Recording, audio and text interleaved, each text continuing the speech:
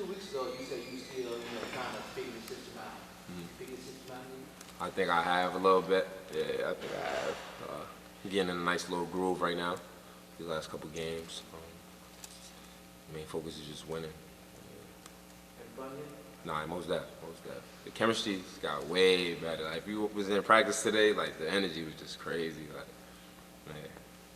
They've already played these guys in the tournament last year. You said that after they beat you guys, they played some video mocking you guys at Kansas State, and I know a bunch of you guys said a couple weeks ago they were talking a lot of trash before you beat them. Just how bad is that for you when it comes to talking trash and trying to light that fire? Oh, they start off like before tip, like you in the when you both warming up on the court and stuff like that. Like you say you're doing the layup lines. Like when you meet at half court, they might say a little something just to make you react. And so, but those are very talented team, good group of guys. But just, I'm glad we got that win though. They was talking a lot of trash. I'm glad we won though. But it's gonna be a really good game Saturday. You like that back and forth? A little bit.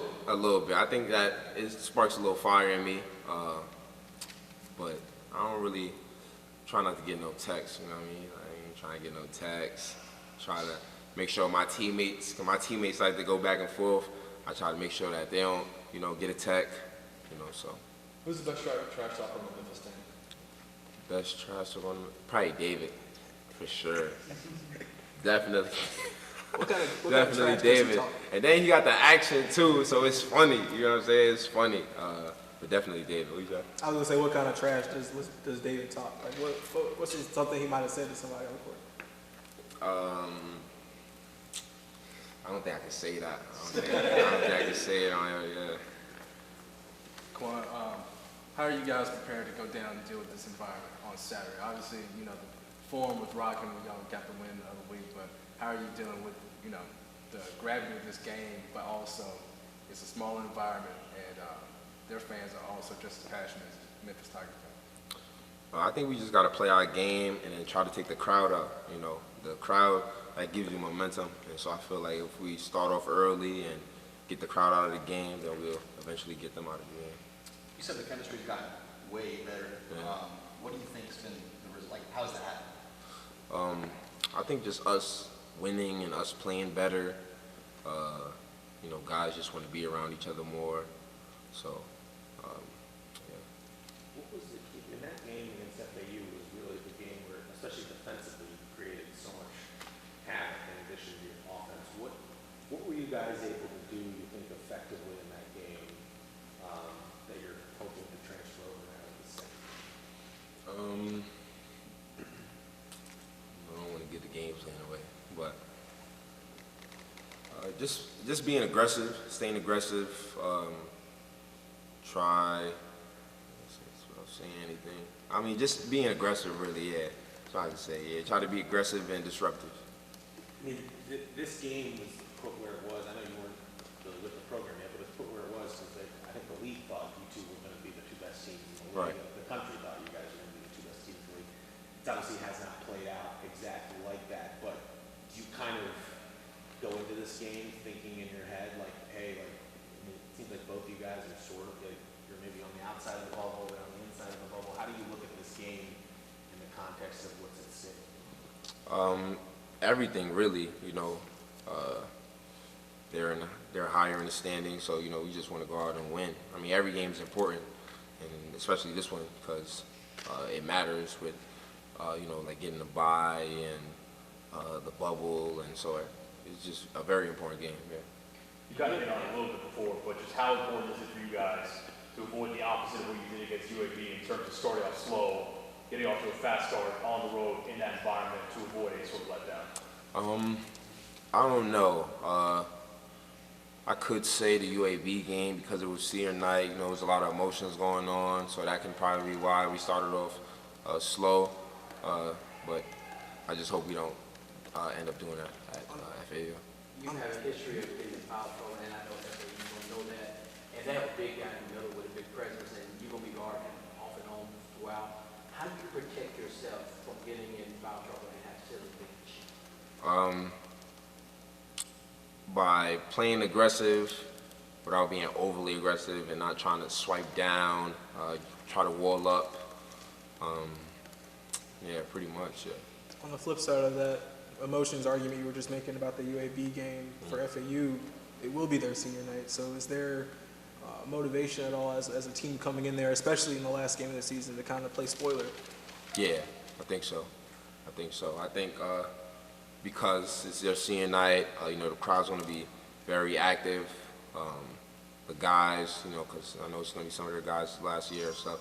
So we just got to make sure that, you know, we, you know, punch them first. So between your flexibility in terms of on all parts of the floor, Charlotte game, they put you at 3 starting out, and I saw you on the wing a lot, guarding wings. Last couple of games, you've been in the post and guarding the post and all that. What do you enjoy doing the most? Are you you fashion yourself as a 6'10" guard or a 6'10" big man? I mean, if you've seen if you've seen me at my other schools, then you would say 6'10" guard, because like at my other schools, that's what I've been playing. And so when I got to Division I, I just be on the floor to help mismatches, you know. Like when I was at K-State, towards the end of the season, I started playing more of the 5, and so I was more of a mismatch on the floor. And like now, me and Nick, interchangeable. I play the 4, he plays the 5, and then sometimes we get the mismatch. And pretty much like whatever, I feel like my game, I have like multiple things that I can do. So whichever I'm at where it's gonna lead us to win, then yeah. So what if I got to be in the post and get a bunch of post baskets just to win, then so be it. Where do you feel the most dangerous in that? Like, do you feel the most dangerous on the wing with the ball breaking people down, or using your energy to putbacks, you know, offensive rebounds? Like, where do you feel like you impact the game the most? I'll say my energy. I'll say my energy, trying to get putbacks. I mean, I can break people down. That's what I feel like I'm kind of most comfortable doing. That's what I've always been doing. But definitely using my energy to crash, get offensive rebounds, putbacks, dunking the ball, stuff like that. Nae'Qwan, Penny said that there was a sense of pressure on you guys in that first half in the UAB game. Seems like y'all's March Madness started 4 games ago, with like every game being a can't lose. Do you feel any weight with that? Your teammates feel any weight on their shoulders with that being the case? Definitely. You know, we put ourselves in a predicament, losing those 4 games in a row, and then losing other games during conference. And so, you know, everybody's just playing like each game's our last. You know, like if we lose, then this might be the end of our season. So I feel like everybody's just been playing that way. If the theme was payback for the first one, like what for the first FA game, what's the theme for this one? I don't know if there's a theme, just win. Yeah, I can't think of anything right now, but just want to win. Yeah, March Madness, that's the theme. Nicholas asked Penny and Nae'Qwan the same thing, but these guys a couple weeks ago, there was a lot of trash talk back and forth. How much do these guys run the mouths? How bad are they with that? I don't really play into that, but naturally I was hearing on the court, and I think that's just a part of their team. Coach Penny warned us about it before the game, and they immediately started talking. Hey, Nicholas, you've stayed in. You've been the same from day one to there. The chemistry, isn't like everyone gets along with you. Why do you think the chemistry is finally bonding right now? I mean, it's a team full of transfers, and I think we just have figured out groups on the court, what groups to have on the court. And other guys, when they sub in, they're kind of figuring out their role and how to mesh in. And that's all of us, 1 through 12, 13 of us, however many play. And we've kind of figured out, especially that first 5, I feel like we really figured out how to gel, how to play off each other, how to rotate, how to cover for each other's mistakes. And now, like I said, the other guys are figuring out how to match that and match the synergy we got going on. How fun is it right now playing?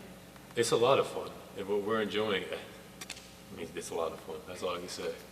I'm enjoying it. It's like for you to share the front court with Nae'Qwan. He's obviously got a pretty unique skill set for a guy that big, with the athleticism, the ball handling, and all that.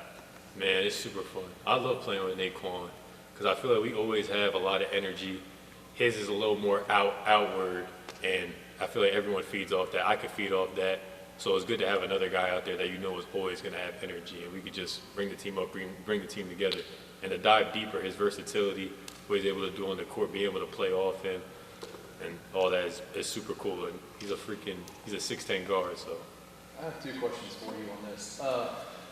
In the last couple of games, I feel like your role on the offense has changed a little bit. I see the ball moving through your hands a little bit, like your playmaking. What is it about your decision-making and playmaking ability that has kind of opened up your role in that way for the offense? I don't think it was anything on purpose. I think the ball is just flowing a lot better. And when the ball is flowing, we're all able to make plays. I think you can see David's having less turnovers now. The ball is flowing. It's more natural. It's not forced. So all of us are able to make those plays. We're cerebral basketball players. We all have the passing ability. We work on it in practice all the time. We've all been refining our skill set. So it's easy to make the plays when they're there. It's just now we got that chemistry we talked about earlier.